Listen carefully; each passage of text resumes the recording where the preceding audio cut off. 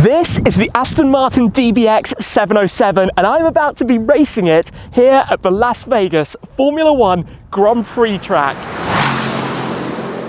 Hi guys, I'm Shmee, hello and welcome back to the channel. You join me on a beautiful day here in Nevada with the most powerful SUV in the world. If you're thinking of others, we will talk about that later, but today is my first opportunity to get behind the wheel. We're just away from the strip over in that direction, ready to take this out, see what it's like, go over, jump into the passenger seat with 3-time Le Mans winner Darren Turner to experience a hot lap before it's going to be my turn to take the wheel to drive down the strip past the Sphere to take in the sights and the lights of Las Vegas in the DBX707. This is the first time that F1 has been to Vegas. It's been an on and off discussion for decades, surrounded in excitement. But of course, is it about the show? Is it about the driving? What I do know is that we've got enough ground clearance that should there happen to be any loose manhole covers later on, we're going to have no issues there. Now, this video, if I've played my cards right, is 19 minutes 59 seconds, a tribute to Aston Martin winning Le Mans back in 1959, and absolutely nothing to do with the fact that the F1 rights only allow me to make a 20-minute video. Either way, this thing in the bright Kermit Green is going to stand out so well on the track a little bit later on.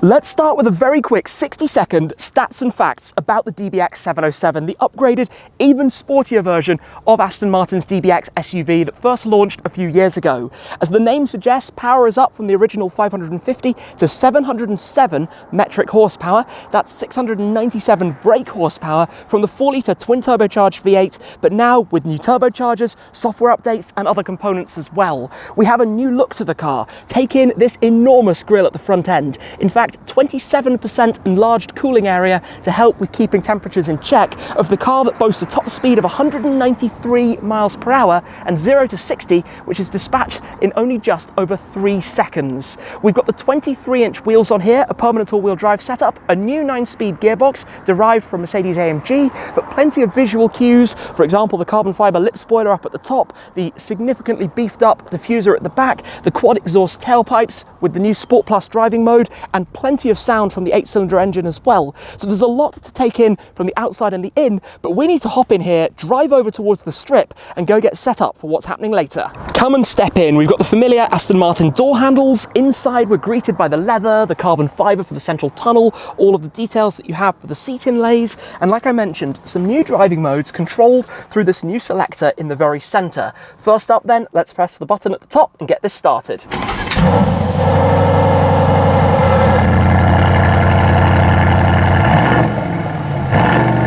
As you can hear, a big difference when you turn it up into Sport Plus. Now in here, when you close the door, comfort, everything moves to the seat. It's a nice place to begin, but let's go drive.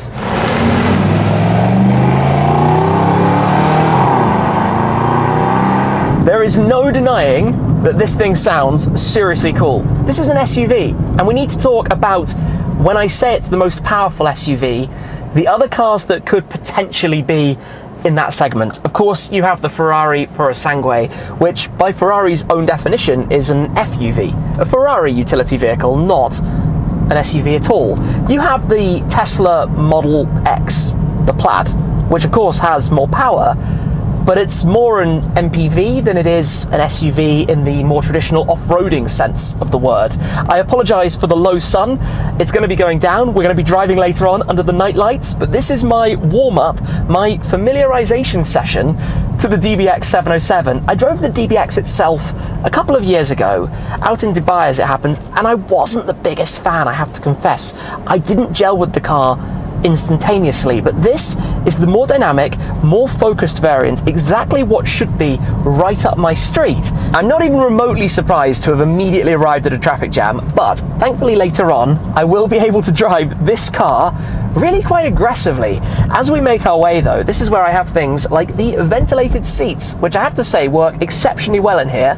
They're very noisy, but on a day like today when the sun is beaming through the glass, we've got a very nice panoramic roof over the head, it's quite welcome. You have to excuse the chaos, commotion and noise. Behind me is the airfield, all of the high rollers flying in. We're actually at the bottom of the strip, the Welcome to Fabulous Las Vegas, Nevada sign just down over that side, but obviously it's a big weekend, a lot's going on.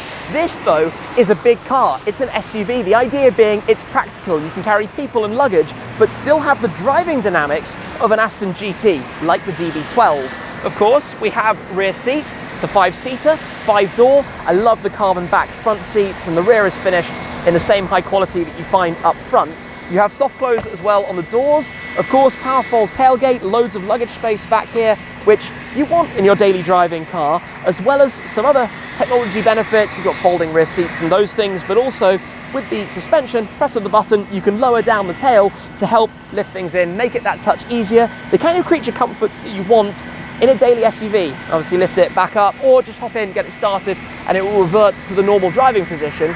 It is pretty loud here though, right next to the private jets, as cool as they are, so let's hop back in and go drive the strip. This is crazy right now. The other side, the southbound side, is where the F1 track goes. That's where I'm going to be driving later on. That is a very loud Lamborghini just over there, but down that straight, which is about 2 kilometers, 1.5 miles, a car like this can be going seriously fast. What's going on with all of the police here is that they're getting ready to shut down the road because it will be transformed into a Formula 1 circuit. It's unreal to be here doing this, and at the moment I know I'm just driving the car gently. I figured if later on I'm going to be flooring it around a race circuit, for the time being we can just enjoy the cruise. And when you're in GT mode you have stop start and all of the creature comforts that you'd expect. Obviously I've still got my ventilated seat blast, you've got heated seats, you've got infotainment. Yes, there's a big discussion about it being the old generation. The controls we have here are derived from the Mercedes-Benz system that existed in cars a few years back, and there's a lot of stuff inside. But I don't want to go too much into that. Today is about the drive of the DBX707. What's this actually like when you step up from a regular DBX? Fast forward, we are now out on the track. It is time for the Pirelli hot laps. I'm going to be jumping in with Darren Turner. First up in the car I'm going to be going in, we actually have Martin Brundle driving Danica Patrick in the DBX707 for the hot laps. This is actually between FP3 and qualifying. Martin swapped, I think Danica's been driving the last lap. The DBX is back, and in not very long, it's going to be my turn to jump into that, to go out on track and have a hot lap, get a feel for it. First time around this circuit. Hello sir, how you doing? I'm alright, you alright Tim? I'm very good, good to see you, good to be here. Alright. Let's see. Speedy Gonzalez. Well, we'll give it a go, yeah. I'm going to point out, this is your second lap in the DBX. Yeah, it's actually got really fun. Jumping out of the Vantage, it's a completely sort of different driving experience. Yeah. But yeah, there's definitely some differences. Obviously turn 1 we've got just there is the pit exit. I mean, you're going to explore some of the lines, but keep it nice and tight through this bit to try and get into 3 and 4. Yeah. It goes on a long way, and I'm looking up through the sort of the Arco to look for the Vegas bridge there. Yeah. Just to look for the exit of the corner, knowing that's where it is. You can't really work out where and what's going to happen next. Yeah. It's not so obvious. You've got the Sphere on the left. So this turn now, this is like 6, 7 through here, really long, but difficult to know where to sort of put the car, and it comes up quickly at the end. Okay. So just be mindful that it's just going to get tighter and tighter through there. Yeah. Oh, this is crazy. 9, round the Sphere now, amazing view there. Turn 12 onto the straight.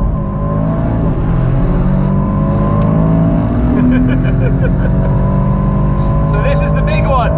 We're on the Las Vegas Strip. Big balloon on the left. Yeah. As a braking point. Just use that as a as an indication. Don't brake that late, but just use it as something to look out for. Oh, the wall comes at you. That's the best part about street circuits is, and I'm going to ease off just to get the brakes a bit cooler. Wow. Thank you, sir. Hey, my pleasure. Great circuit, though. Good fun. I'm now going to watch this back and try and hope I can learn that and go do it myself. Thank you so much. My pleasure, mate. Absolutely epic. Thank you, thank you. This place is epic. I've got a lot to learn to go and do this myself in only a couple of hours in one of these. A lot to learn. It's about to be time. We're here in the staging area. At the moment, over on the circuit. The qualifying is taking place, but we've got to get in the zone because we're about to be taking the DBX707s out to race around the Las Vegas F1 circuit and to be able to share this experience. Now, Darren's given me the ropes and taught me a little bit of what I need to do with this thing, but it's going to become very real and unfold in front of our eyes once we've gone over to the staging area. It's Formula One, there are all of these different processes and stages, and then it's going to be time to pause on the start line. We've got 2 minutes or something to just get some pictures, get ready, and then go out lap, flying lap, in lap, and experience it and share it. I cannot quite believe this, but in a second, it's time to go. Through the roadblock, onto the closed part of the strip, hotels all around us. Oh, this is going to be exciting. Following the other DBXs, this is the area at about turn 12 where we're going to join to head to the start line. We are rolling through the gates to go and get lined up. We have the entire straight before the grid. This is super cool. Thank you to the marshals who are guiding us through. So, this is just the gentle warm-up run around. Oh, this thing sounds awesome when you start pushing it. Sport Plus, of course. The shift noise is mega. Okay, down the strip, down Las Vegas Boulevard, in a convoy of DBX707s. The big bit's coming. It's coming right up. And this, next time around, is going to be terrifying as you come to this end of a 170 miles per hour straight and you have a 40 mile per hour corner. All right, we're on the grid. We are on the grid, and I'm going to park this in the middle. Let's get ready. This is absolutely mad, standing here with the car that I'm about to drive. The music is blasting, but let's hop in and go and do this. Obviously, first laps, this is going to be just an easy guide into it as I get a small sense of what on earth I'm doing here. For example, here, you've got to wait for the Vegas sign, and then you can start to feed in the power. The walls are so close. Wow! This is insane, the Sphere! I'm looking up at the Sphere! Conscious of the walls. Whoa! Need to get some temperature into the tyres. Oh, as we're going to go around the Sphere. I don't know what I'm doing right now, but I'm bringing you along for the experience of it as I learn how exactly this is going to unfold and play out through the chicane here by the Sphere. Wow! That wall is so tight! The F1 cars absolutely fly through here. This feels very much like something far more dynamic than you expect from it. As I nearly missed the braking point for T12, and then, you know what this is? This is the strip. This is full throttle.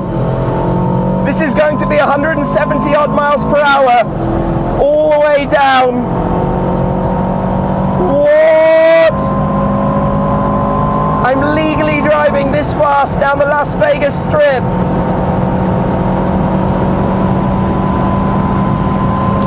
$170 odd. What on earth? This is a first. This is the first time this has been done. How am I lucky enough to be giving this a go? Driving this circuit, it feels like daytime. The amount of bright lights on us here, and the F1 drivers go 200 odd through this.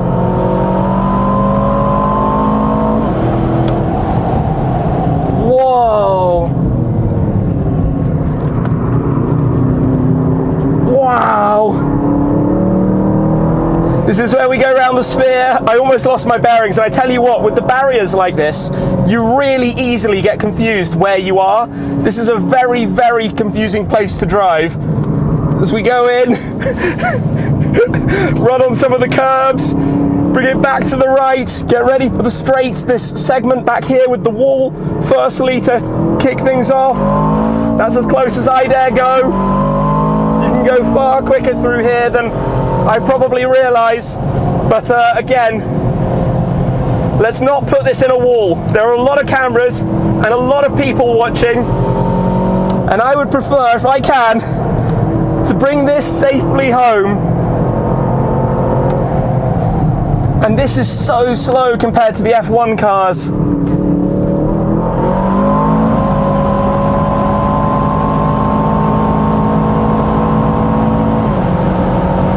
They would have DRS here, I certainly don't. 173 I see on the dashboard. Firm on the brakes. Tell you what, it's very stable under incredibly heavy braking. Very stable.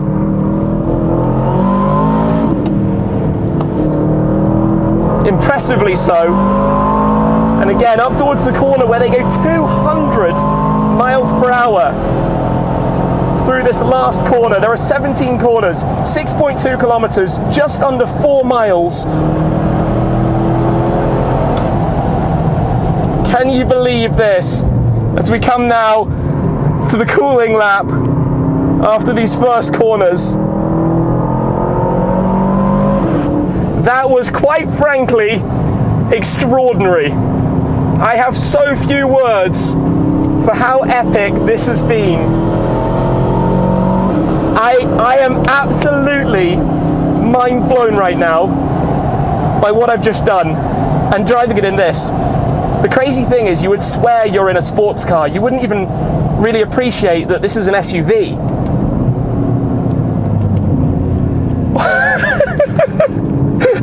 Oh my gosh. With all of the hype and excitement around this, the fact that I'm now piloting this thing, you've got this lovely Alcantara gripped steering wheel, the feeling, obviously you're high up because SUV form factor, but the feeling of it is really confident. I mean, yes, you feel the tail wagging around a little bit, obviously, the weight of the car, but for this kind of car, it's pretty lightweight. Oh, my heart is pounding. My excitement levels have been in overdrive. I cannot believe that I've just had this experience here. I cannot believe that I've just driven some laps of the Las Vegas F1 circuit under the floodlights at 1 something in the morning in the Aston Martin DBX707 here with Aston Martin, with their F1 team.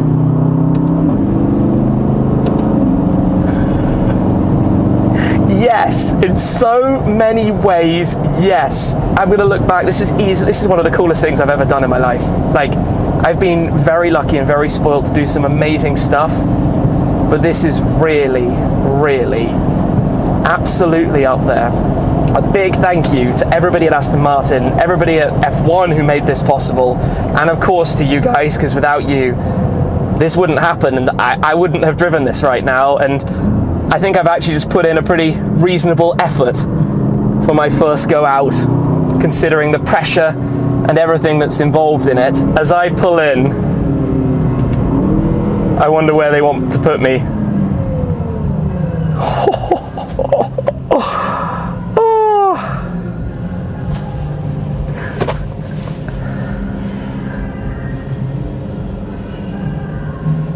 I just want to smile. I just want to smile. All right, into park. It's time to swap around.